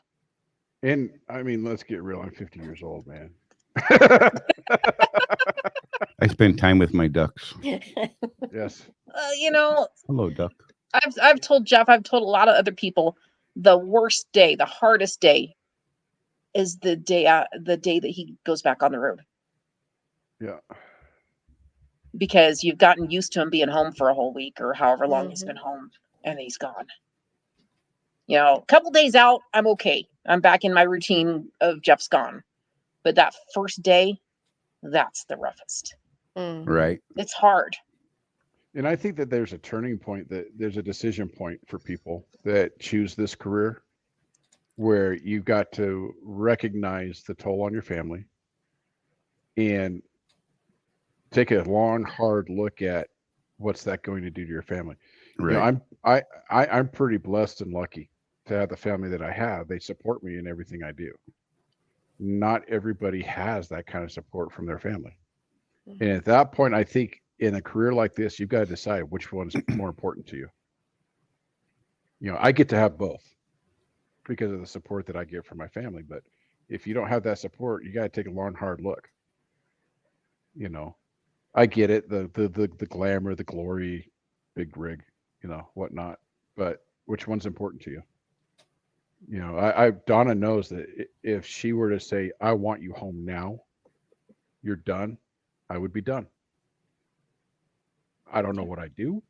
Yeah, right. Well, and I've done that with other jobs. I'm gonna make baskets. I'm gonna be a basket weaver. There you go. Yeah, there was actually a job I had once. It was in a aluminum foundry, and it was a very, very dangerous job. It was more dangerous than trucking. And we actually went out and celebrated the day I quit. Right. Yeah. Because every time I went to work, Donna was worried that I'd get hurt. Because Well, people like were their getting furnace hurt left and exploded right. at least what twice when you were there. Right. Yeah. I mean, people got hurt on that job all the time, and it just wasn't worth it. And so it paid really well, especially for someone that was, 22 years old with a half a college degree. It paid really well with the bonuses for tonnage and all that stuff that foundry workers get. Yeah. But it was not worth it. No. So yeah. And if you guys ever watch Rosie and Charley together, you'll know why they stay together. We're broken. Nobody else will take me. She tries to get rid of me, and I follow her home every time. Well, that's something else. Jeff and I always talk, because people ask him, how have we made it as long as we have? And we both just say we're just too darn stubborn, both of us. I'm bullheaded. He's bullheaded. And at any point in time when one of us was ready to throw in the towel and walk, the other one dug their heels in and said, no, you're not. Right. We are not done. Rosie tried to tell me that once or twice. She's like, "You're done." And I'm like, "No, I'm not. Watch this." Oh, my bad. It was at least once a month when we were Right? in the army. Oh, that was a horrible time in life. Oh, Everybody was just like, even when I hear the military stories and the wives and how great it was so the opposite for me, because I Mhm. was, right there with you. I was like, no, there was nothing, none of that. There was nothing. No, That's- I'm You glad know? he served, but it was one of the roughest times. That was probably All by the myself, no that was family. the only time that Donna ever gave me an ultimatum and told me it was her or the army. Yeah, he wanted to re-up, and there was some things going on we needed to deal with, and I said, no, Yeah. And it's them or me. And I had a first sergeant at the time that was a very wise man and said, "You need to listen to the sergeant major at home before you listen to anybody else." Oof. Yeah. And so I ETS'd. I was too young and stupid to actually pay attention to things like that. So I am truly blessed and lucky that she's still here. Like, seriously. Just saying it. I tell people that all the time because I was not a smart man about things like of this nature. And, it was rough. It was bad for her. I didn't realize how bad it was for her at the time. I can see a lot of crossover between my time in the military because I was just constantly deployed, or here or there doing this or this thing, and now you're home, but now you're getting called in at 2:00 in the morning to come do something, right? Or you're going to the field, or you're doing this, and there's a lot of crossover between that life and the life we live in our trucks. So the separation, it just requires you to actually be there, to be there, not necessarily physically, but you need to be there emotionally for your people. You need to understand that we've all got bad days from both sides. And, I look, there was times I was out there. I'm like, God, you just don't understand. All you got to do is sit at the house and take care of it. A couple of kids and, big deal. I'm out here, Keep bonbons. Yeah. I'm out here doing this and running the roads and people are trying to kill me and, what the hell, and you don't understand. And then I'm like, oh, dude, you're an idiot. Luckily, I started my trucking career later in my life and was able to go, oh, shut up, idiot. You need to call her back and tell her how much you love her, how wrong you were for saying the things you said, and fix that now. Don't let it fester. Don't let it wait. Deal with it now if you can. Yeah. Mike Anderson said, I tell students that when you and your wife are sitting at home, this job looks great in the abstract. Then you get out here and it's not all you dreamed of. In the beginning, no money and you're never home. That's real. And every one of us needs to make that decision. Is this getting us to a point that we want to get to, that at some point there will be some sort of reprieve, right? We're going to get to a point where we don't have to be in the truck for 2 months at a time. That's typically the goal of most guys is, I'd like to slow down. I mean, look, there's a lot of people out here that's all they want to do is just be in the truck. I mean, this is a retirement for them. This is their thing. They're completely solitary. Power to those people. You know what I mean?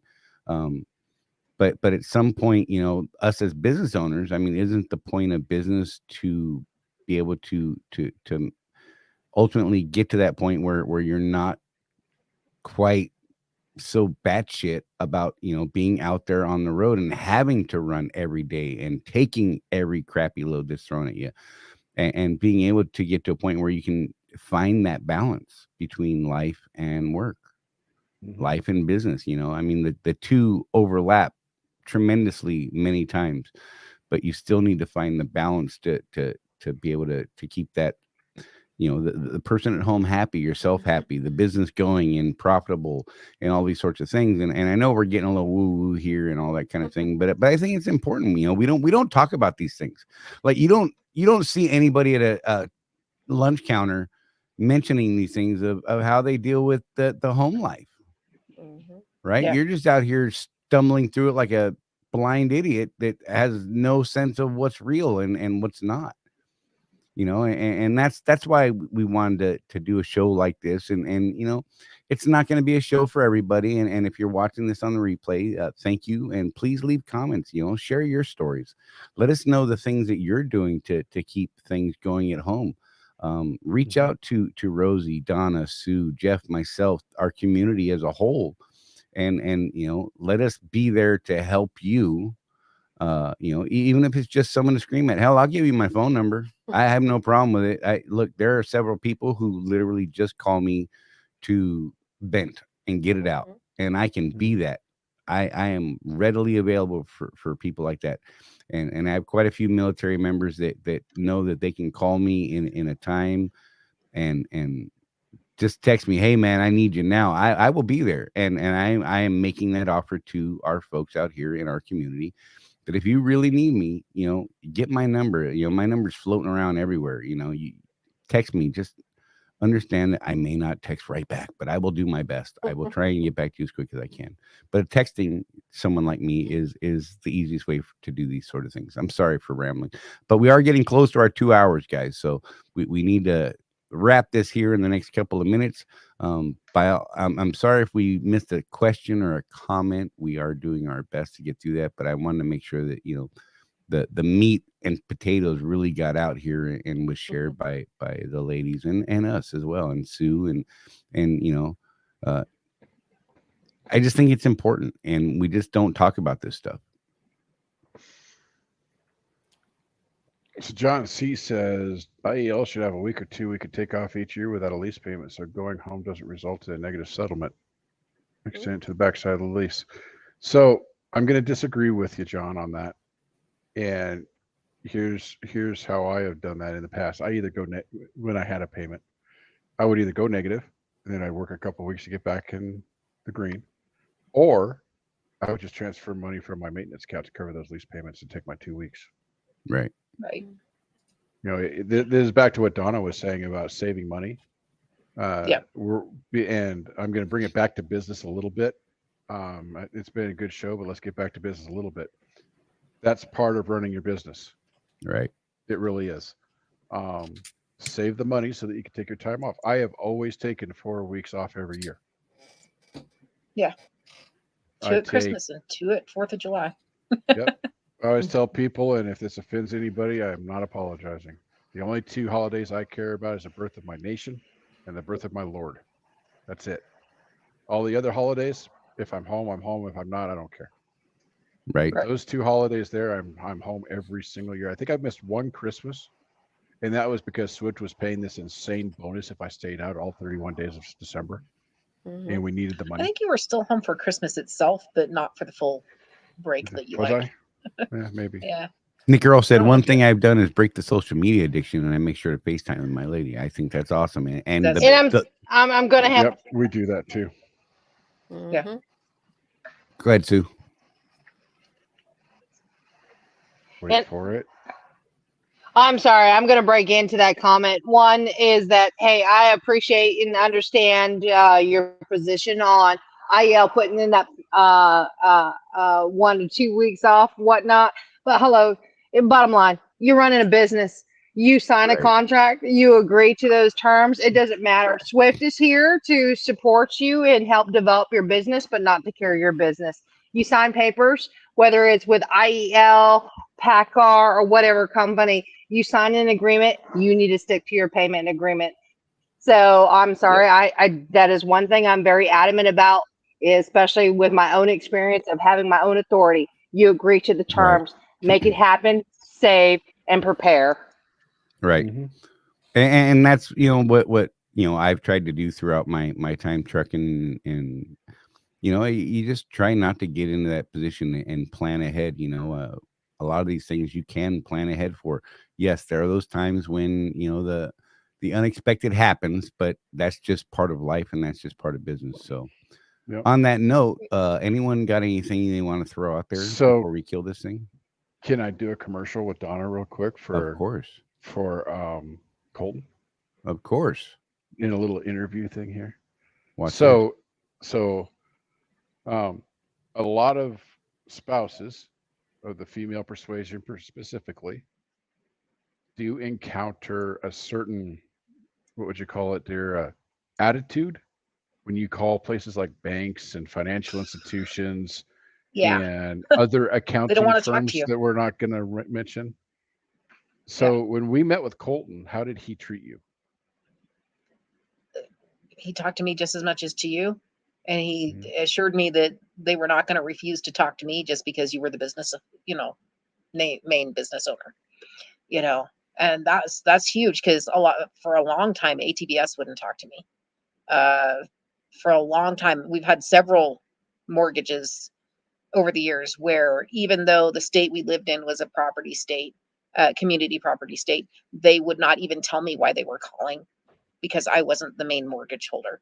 Funny story on that is, because I was the one that set up the online login for that, I eventually just went in and changed it myself to enable myself to be able to be talked to, because Jeff didn't have time to do it.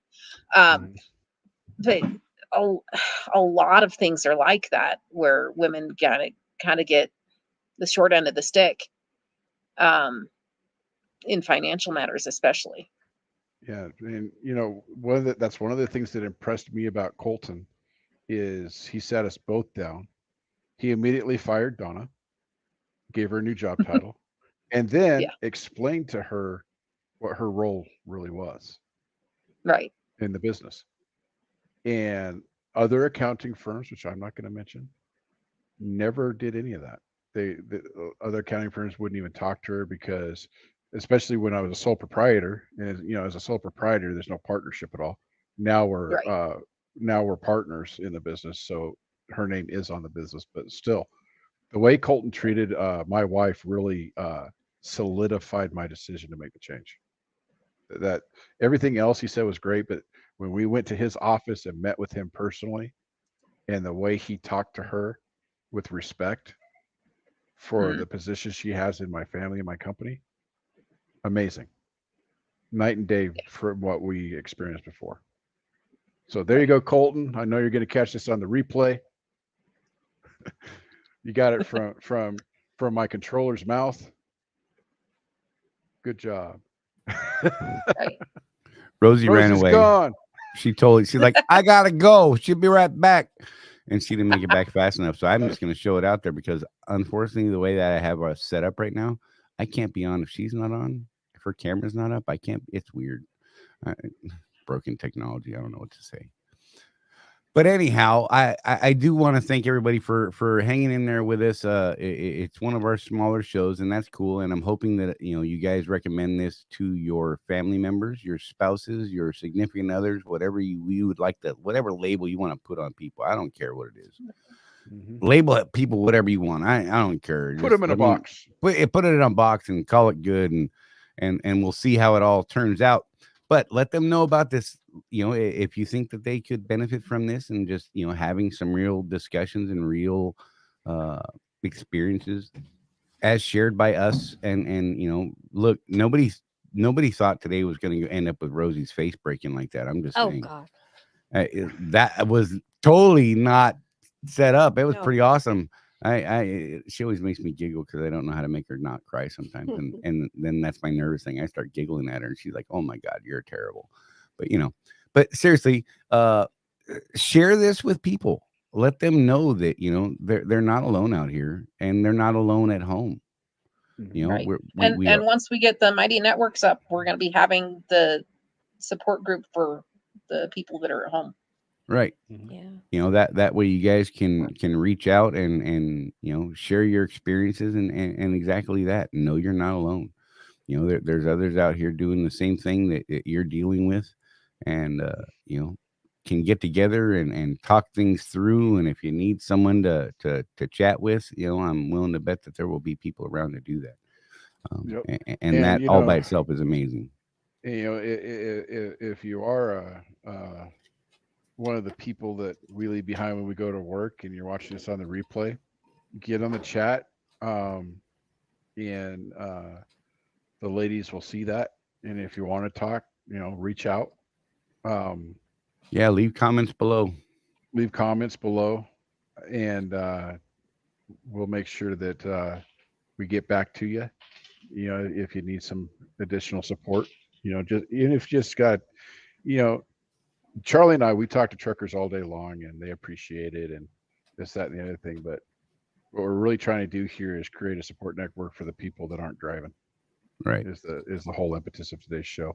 So by all means, keep the chat going.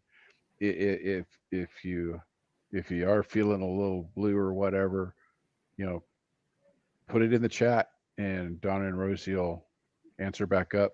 It might not be in 10 seconds, but Right. we'll make sure that we start the network a little earlier than I'm going we to launch the preload Sue. network. Sue, you got 30 seconds, and we're going to throw it back at you for last words. She'll hear that about the time we're done. Okay. That's some crap, I tell you. But hey, love y'all. Stay safe out there.